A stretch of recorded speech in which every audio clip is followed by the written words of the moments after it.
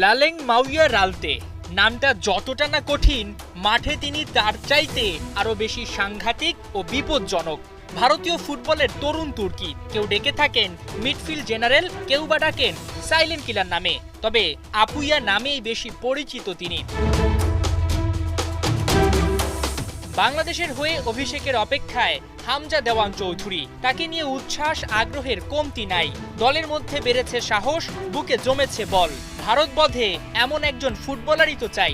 এই যখন হাল, তখন সীমানার ওপারে বাংলা শিকারে সুনীল ছেত্রীকে ফিরিয়ে এনেছে ভারত। হাভিয়ের কাবরেরার পরিকল্পনা হয়েছে এলোমেলো। নতুন করে যখন নকশা সাজাচ্ছেন কাবরেরা, নিশ্চয়ই পরিকল্পনার বড় অংশ জুড়ে থাকবে মিডফিল্ডার আপুইয়া।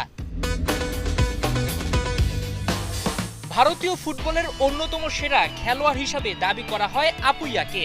জাতীয় দলের জার্সিটা 2021 সালে গায়ে জড়িয়েছেন, নিয়মিত খেলে যাচ্ছেন ক্লাব পর্যায়ে। আইএসএল এর দল মোহনবাগান সুপার জায়ান্টে সেন্ট্রাল মিডফিল্ডের দায়িত্ব সামলে যাচ্ছেন আপুইয়া। তবে কেবল মধ্য মাঠেই নয়, খেলার পরিস্থিতি অনুযায়ী কখনো ডিফেন্সে প্রতিপক্ষকে রুখে দেয়া কিংবা আক্রমণে নিজেকে উজাড় করে দেয়া, আপুইয়া চষে বেড়ান পুরো মাঠ।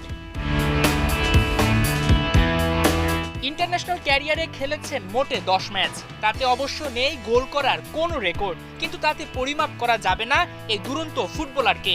ভারতীয় সমর্থকদের তরফ থেকে দাবি করা হচ্ছে হামজাকে টেক্কা দিতে আপুইয়া হতে পারেন বড় অস্ত্র। ইন্টারন্যাশনালে গোলের দেখা না পেলেও ঘরোয়া লিগগুলোতে তিনি অনন্য। লোকাল, ইন্টারন্যাশনাল সহ গোটা ক্যারিয়ারে 153 ম্যাচ খেলার অভিজ্ঞতা আছে ভারতীয় এ ফুটবলারের। তাতে গোলের দেখা পেয়েছেন 8 বার, অ্যাসিস্ট করেছেন 2 বার। মূলত নিখুঁত পাসের জন্য কোচ ও খেলোয়াড়দের ভরসার পাত্র আপুইয়া। তার পাসের হার 85%। ইন্ডিয়ান সুপার লিগে বেশ জনপ্রিয় এ ফুটবলার নিজেকে আলাদা করেছেন মাঝ মাঠে আধিপত্য ও নিয়ন্ত্রণে। বাংলাদেশের জন্য বড় থ্রেট হতে পারেন আপুইয়া। তার ক্ষিপ্রতা আর দুরন্তপনা জামাল বাহিনীকে এলোমেলো করে দিতে পারে। তাই পরিকল্পনা হওয়া চাই নিখুঁত, নইলে এক আপুইয়াই যে বাংলাকে ডুবিয়ে দিতে পারে।